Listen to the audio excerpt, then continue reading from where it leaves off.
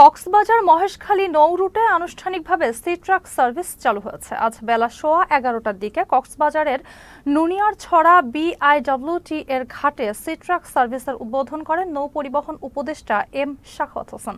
এরপর সি ট্রাকে করে নুনিয়ারছড়া ঘাট থেকে নৌ পরিবহন উপদেষ্টা প্রায় 8 কিলোমিটার সাগর পাড়ি দিয়ে মহেশখালী যান। 45 মিনিট পর সি ট্রাক সার্ভিসটি মহেশখালী জেটিতে পৌঁছায়। এ সময় নৌ পরিবহন উপদেষ্টার সঙ্গে সি ট্রাকে ছিলেন মহেশখালীর সন্তান লেখক অধ্যাপক সলিমুল্লাহ খান। এদিকে নদীকে অবৈধ দখলমুক্ত করে নদীর বন্দর স্থাপনের কাজ শীঘ্রই শুরু করা হবে বলে জানিয়েছেন নৌ পরিবহন উপদেষ্টা।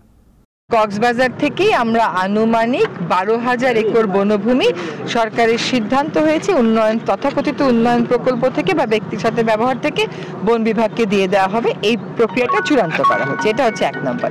2 নম্বর হচ্ছে কক্সবাজারের মানুষের অনেক দিনের দাবি হচ্ছে বাকখালীকে দখল দূষণ মুক্ত করা।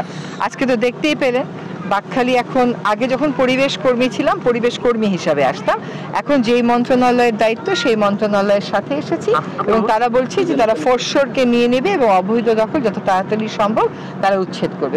কোনো জায়গায় আইনি প্রতিবন্ধকতা সৃষ্টি করে রাখা হয়েছে, হাইকোর্ট থেকে স্থিতাবস্থা নিয়ে আসা হয়েছে, সেটাও আইনিভাবে মোকাবেলা করা হবে। ফোরশোরটা অলরেডি গেজেট হয়ে আছে, সেটা আমাদের এখানে স্থানীয় প্রশাসনকে বলা হয়েছে ওটাকে আইডেন্টিফাই করে সেটা মার্ক করার পরে ওর ভিতরে যারা আছে অবৈধ দখলদার, প্রায়ই অবৈধ, তাদেরকে সরে যেতে বলছি।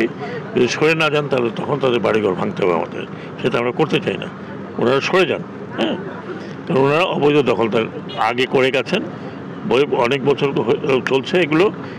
এখন এটা না হলে আমরা নদী বন্দর যে করবো, আমাদের নদী বন্দর করতে হলে নদী তো দরকার হবে।